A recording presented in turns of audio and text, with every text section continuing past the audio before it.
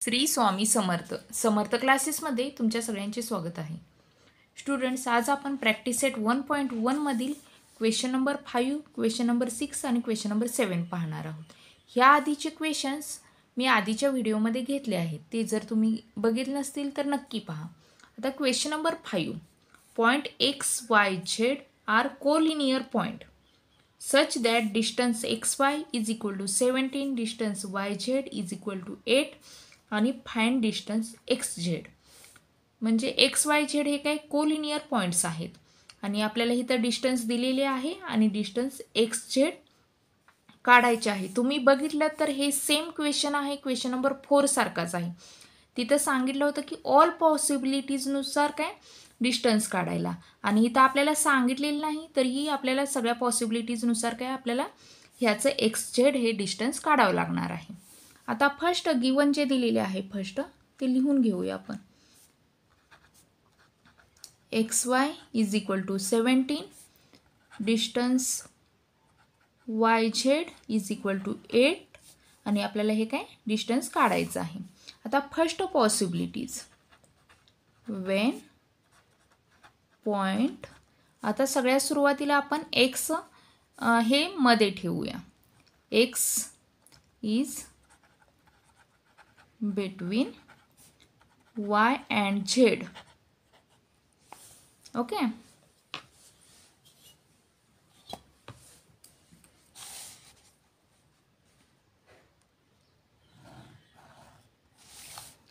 आता ह्या लाईनवरती काय y आणि z ह्याच्यामध्ये आपल्याला x ठेवायचं आहे आणि इथं काय xy किती आहे तर 17, x आणि y 17 आणि yz 8. ओके, म्हणजे इथून इथपासूनचे अंतर काय 8 आहे. आता ह्यानुसार आपल्याला सॉल्व करायचं आहे. आता डिस्टन्स म्हणजे yz इज इक्वल टू काय होणार आहे yx plus xz. yz is equal to distance xy plus distance xz. Distance yz आहे 8. ओके, डिस्टन्स xy आहे 17 आणि आपल्याला डिस्टन्स xz काढायचा आहे xz. आता इथं 8 प्लसचं इकडं गेलं की मायनस होतं. 8 minus 17 is equal to distance xz. म्हणजेच -8 मायनस 17 मायनस होणार आणि चिन्ह मोठ्या संख्येचं, म्हणजेच काय -9. 17 मायनस 8 किती येते 9 येते आणि चिन्ह मोठ्या संख्येचं म्हणजेच -9 आलं आणि डिस्टन्स xz आपलं काय -9 आलेलं आहे. आणि डिस्टन्स काय कधीही निगेटिव्ह नसतं, त्यामुळे it is not possible. It is not possible म्हणजे xz काय डिस्टन्स -9 हे नाही आहे होत. आता सेकंड बघूया आपण possibilities. Wien y is between x and z. Okay, आता आपण काय y आहे ते मध्ये घेऊन बघूया x आणि z च्या.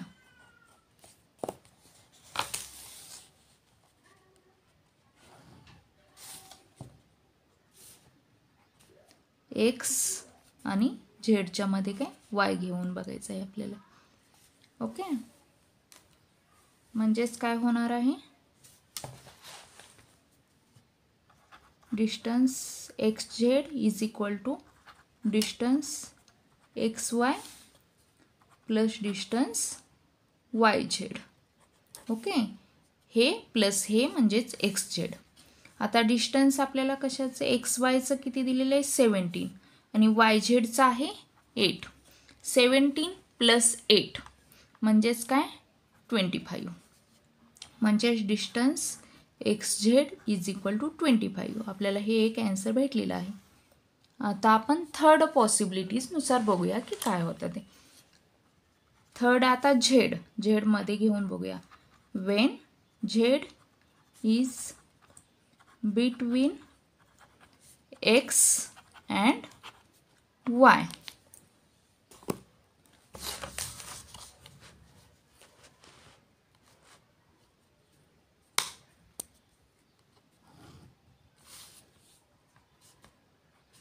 आता इथं एक्स आणि वायच्या मध्ये काय झेड घ्यायचं आहे आपल्याला. म्हणजे कसं होणार, distance X Y, distance X Y is equal to distance X Z plus distance Z Y. Okay. आता आपल्याला डिस्टन्स एक्स वाय दिलेला आहे 17 is equal to distance X Z आपल्याला काढायचं आहे, एक्स झेड काढायचं आहे. आणि डिस्टन्स झेड वाय किती तर 8 दिलेलं आहे. ओके. आता 17 प्लसचं इकडं गेलं की काय मायनस होणार. 17 minus 8 is equal to distance X Z येणार आहे. 17 मायनस 8 म्हणजे किती 9 आलं. ओके. म्हणजे आपल्याला हे दुसरं डिस्टन्स भेटलेलं आहे. एक येते 25 आणि दुसरं येते डिस्टन्स किती एक्स झेड 9 येते. आता क्वेश्चन नंबर 6 बघूया आपण. Question number 6, sketch proper figure and write the answer of the following questions. If A B C and length A C is equal to 11, length of B C is equal to 6.5, then length of A B is equal to आपल्याला काय काढायचं आहे. आता तुम्ही इथं बघितलं तर खूप इझी आहे, कारण आपल्याला हे कोलिनियर पॉईंट आहेत म्हणून दिलेले आहे. म्हणजेच एका लाईनवरती हे पॉईंट्स आहेत आणि कोणतं कुठं पॉईंट्स आहेत तेही आपल्याला यावरून समजतं. म्हणजेच काय, ए इथं पॉईंट असणार आहे, बी आणि सी. ओके. आणि ए सी 11 दिलेला आहे. हे किती 11 आहे लेंथ. आणि बी सी 6.5. यानुसार आपल्याला काय लेंथ काढायची आहे. आता length of A C is equal to बघा काय होतं आहे, तर length A B plus length B C. Length A B plus length B C. Okay. Length A C दिलेला आहे 11 is equal to A B आपल्याला काढायचं आहे प्लस बी सी आहे 6.5. आता 11 प्लसचं इकडं गेलं की मायनस होणार, म्हणजे 6.5 is equal to length A B. म्हणजेच लेंथ ए बी किती होते 11 मायनस 6.5 म्हणजेच किती 4.5. आता हे काय length A B is equal to 4.5 आलेलं आहे. आता सेकंड बघा. Second question, if R S T and length ST is equal to 3.7 and length RS is equal to 2.5, then length RT आपल्याला काढायचं आहे. इथंही आपण काय एक फिगर आधी काढून घेऊया. आणि RST RS आणि टी आणि ST 3.7. ओके. हे किती आहे 3.7 आणि RS हे आहे 2.5 आणि आपल्याला काय RT काढायचं आहे. आता हेही कसं होणार आहे, length of RT is equal to RS plus ST. Length RS plus length ST. म्हणजेच काय RS किती आहे 2.5 प्लस ST 3.7. म्हणजेच किती होते बघा, length RT is equal to 2.5 plus 3.7 म्हणजे 5 2 6.2. म्हणजेच लेंथ ऑफ आर्टी किती येते 6.2 येते. ओके. आता आपण थर्ड नंबर बघूया. थर्ड नंबर काय आहे? If x Y Z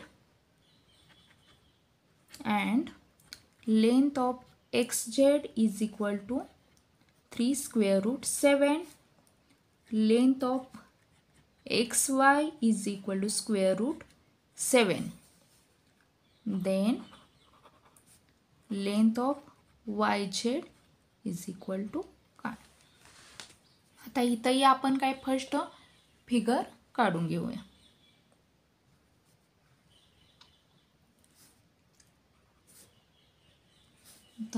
x Y आणि झेड आणि एक्स झेड म्हणजे हे एक्स झेड किती दिलेलं आहे तर 3 स्क्वेअर रूट 7. ओके.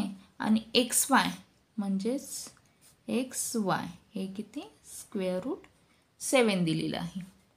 आता काय होणार आहे मग? Length of X Z is equal to X Y plus Y Z म्हणजेच length of X Y plus length of Y Z. आता इथं एक्स झेडचं दिलेलं आहे 3 स्क्वेअर रूट 7. ओके. आणि लेंथ एक्स वाय आहे स्क्वेअर रूट 7 आणि आपल्याला कशाचं लेंथ वाय झेड काढायचं आहे. Length Y Z. आणि आता तुम्ही 3 स्क्वेअर रूट 7 हे स्क्वेअर रूट 7 प्लसचं इकडं गेलं की काय मायनस होतं is equal to length Y Z. 3 root 7 minus root 7. आता हे कसं सॉल्व करायचं तर हे रूट 7च्या पुढं 1 नंबर असतो. 3 मायनस 1 म्हणजे काय 2 होणार आहे. आणि रूट 7 मायनस रूट 7 म्हणजेच रूट 7च राहणार आहे कारण हा सेम नंबर येतो. त्यामुळे इथं कन्फ्यूज होऊ नका. तर हे काय रूट 7च राहणार आहे. म्हणजेच आपलं लेंथ ऑफ वाय झेड काय आलेलं आहे 2 रूट 7. ओके. आता क्वेश्चन नंबर आपण 7 बघूया. Question number 7. Which figure is formed by 3 non collinear points. आता कोलिनियर पॉईंट्स म्हणजे आपण बघितले आहे की एका लाईनमध्ये असणारे पॉईंट्स. आता नॉन कोलिनियर पॉईंट्स म्हणजेच काय एका लाईनमध्ये नसणारे पॉईंट्स आणि त्याचं काय फिगर जी होते ते आपल्याला सांगायचं आहे कोणती आहे ते. आता आपण बघितलं तर मी आता असे पॉईंट्स घेतले राईट. तर ही फिगर कोणती होते फिगर ही सांगा तुम्ही. तर ट्रायंगल होतं हे. आता अजून एक असे कोणतेही पॉईंट्स तुम्ही घेऊन बघा. आता ही फिगर कोणती होते तर हा ट्रायंगल होतो. मग आपल्याला हे आन्सर कसं लिहायचं आहे तर ए triangle is formed by 3 non collinear points. Okay. आता हे 3 पॉइंट्स घ्यायचे आहेत त्यामुळे हा काय ट्रायंगल झाला. हे जर आपल्याला 4 जर पॉइंट्स सांगितले असते कोलिनियर पॉइंट्स सांगितले असते तर त्याचा काय झाला असता क्वाड्रिलेटरल झाला असता. आता आपण अशा पद्धतीने काय प्रॅक्टिस सेट 1.1 कंप्लीट केला आहे. जर तुम्हाला काही प्रॉब्लेम असेल तर कमेंट करून तुम्ही मला नक्की विचारू शकता आणि चॅनेलला नवीन असेल तर सबस्क्राईब करा, लाईक करा. थँक्यू.